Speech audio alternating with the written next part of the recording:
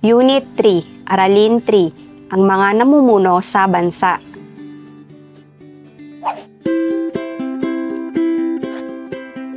Learning is fun with K-12 lessons. Don't forget to subscribe!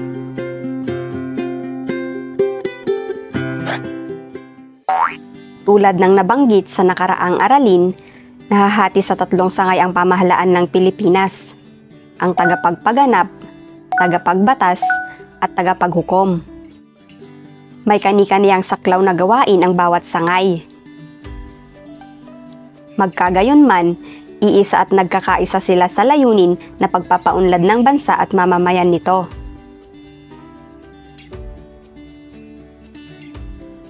Sangay na tagapagpaganap. Ang sangay na tagapagpaganap ay binubuo ng Pangulo, Pangalawang Pangulo, at Gabinete ng Bansa. Pinamumunuan ng Pangulo ang sangay na ito. Bilang Pangulo, siya ang tumatayong pinuno ng Estado, pinuno ng pamahalaan, at pinunong komander ng sandatahang lakas. Bilang puno naman ng Estado, kinakatawan niya ang bansa sa iba pang mga bansa sa daigdig. Ang opisyal na tanggapan ng Pangulo ay sa Malacanang. Ang pangalawang Pangulo naman ay maaaring pumalit sa Pangulo kung ito ay mamatay o hindi nakarapat-dapat sa kaniyang tungkulin. Sa paghalili sa Pangulo, ang pangalawang Pangulo ang gumaganap ng mga tungkulin na iniwan ng Pangulo.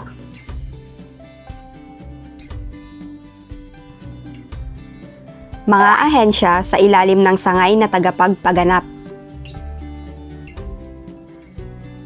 Sa ilalim ng sangay na tagapagpaganap na pinamumunuan ng Pangulo ay ang gabinete na binubuo ng iba't ibang ahensya o kagawaran. Ang bawat kagawaran ay pinamumunuan ng isang kalihim na katulong ng Pangulo sa pagpapatupad ng mga pambansang programa at proyekto. Narito ang mga kagawaran ng pamahalaan. Department of Agriculture. Ito ang nangangasiwa sa mga usapin at programa hinggil sa agrikultura ng bansa. Department of Education. Ito ang nangangasiwa at nagpapatupad ng mga programa sa edukasyon sa bansa, maging publiko man o pribadong paaralan. Department of Labor and Employment. Tungkulin ng kagawarang ito na pangalagaan ang kapakanan ng mga manggagawa sa loob o labas man ng bansa. Gayon din ang pagpapatupad ng mga batas sa paggawa. Department of Finance. Ito ang nangangasiwa sa mga usaping may kinalaman sa pananalapi ng bansa. Department of Justice. Ito ang nangangasiwa sa mga usaping may kaugnayan sa hustisya gaya ng pagkakaloob ng payong legal sa mga usapin sa pamahalaan at pagkakaloob ng parol o ang pansamantala o lubos na paglaya ng isang bilanggo. Department of Foreign Affairs. Lahat ng mga usapin sa ugnayang panlabas ng bansa, maging ang kapakanan ng mga mamayang Pilipino sa labas ng bansa ay pinangangasiwaan ng kagawarang ito.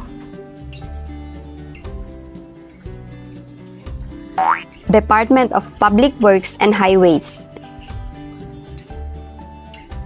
Ang pangangasiwa sa mga programang infraestruktura tulad ng mga gusali, daan at tulay ay nasa ilalim ng kagawarang ito. Department of National Defense.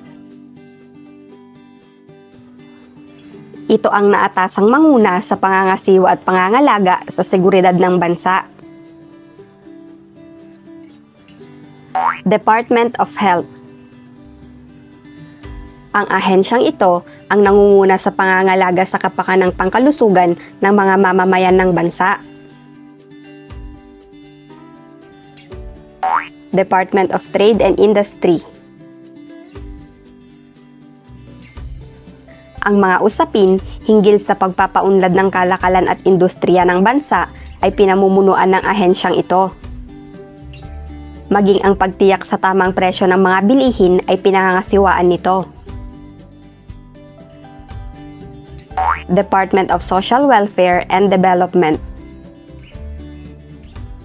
Ang ahensyang ito ang nangangasiwa at nagkakaloob ng iba't ibang serbisyong panlipunan lalo na sa mga kapuspalad na mamamayan. Department of Agricultural Reform. Ipinatutupad ng ahensyang ito ang mga programa ng pamahalaan tungkol sa mga reformang agraryo. Department of Environment and Natural Resources. Kabilang sa mga gawain ng ahensyang ito ang pagtiyak na napangangalagaan ang mga likas na yaman ng bansa. Department of Interior and Local Government. Ang ahensyang ito ang namamahala sa mga usaping may kinalaman sa mga lokal na pamahalaan. Department of Tourism. Ito ang ahensyang nangangasiwa sa mga usaping kaugnay ng turismo o pagpapakilala tungkol sa Pilipinas sa loob at labas man ng bansa. Department of Transportation and Communication. Pinagtutuunan ng ahensyang ito ang pagpapaunlad ng sistema ng transportasyon at komunikasyon sa bansa.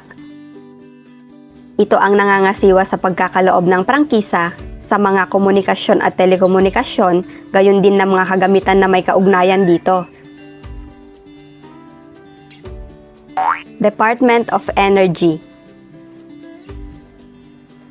Ito ang kagawaran na nangangasiwa sa tiyak na pagkakaroon ng sapat na tustos ng kuryente ng bansa. Minamatyagan din nito ang presyo ng langis sa pandaigdigang pamilihan. Department of Budget and Management. Ang pamamahala sa tamang paggastos ng pamahalaan sa kaban nito ang pangunahing gawain ng ahensyang ito. Nababatay ang gawaing ito sa batas sa pambansang gastusin ng pamahalaan o ang General Appropriations Act.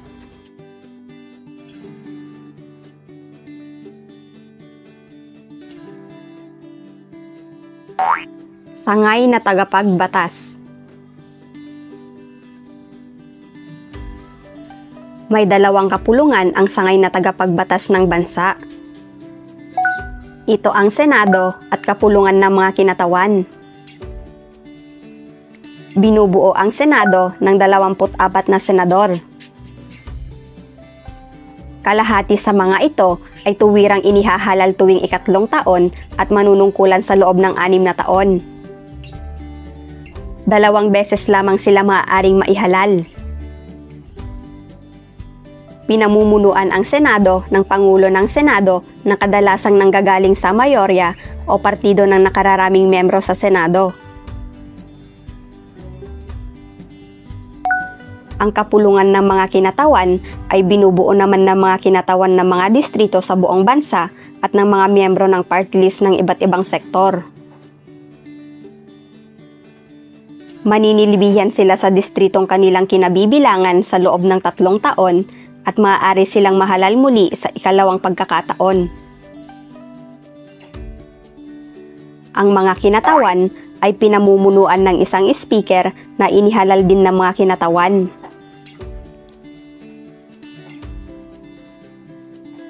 Sangay na tagapaghukom. Ang sangay na tagapaghukom ay pinamumunuan ng Korte Suprema o kataas-taasang hukuman. Binubuo ito ng isang punong mahistrado at 14 na katulong na mahistrado. Maaaring manungkulan ang mga mahistrado hanggang sumapit sila sa gulang na 70.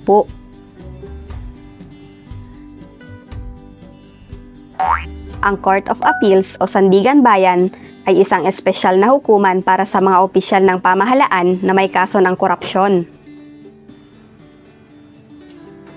Mga pinuno ng mga lokal na pamahalaan. Ang mga lokal na pamahalaan ay pinamumunuan ng mga alkalde ng bawat lungsod o bayan na direktang inihalal ng mga nasasakupang lungsod o bayan. Inihahalal sila tuwing 3 taon at maaaring manungkulan hanggang 3 termino.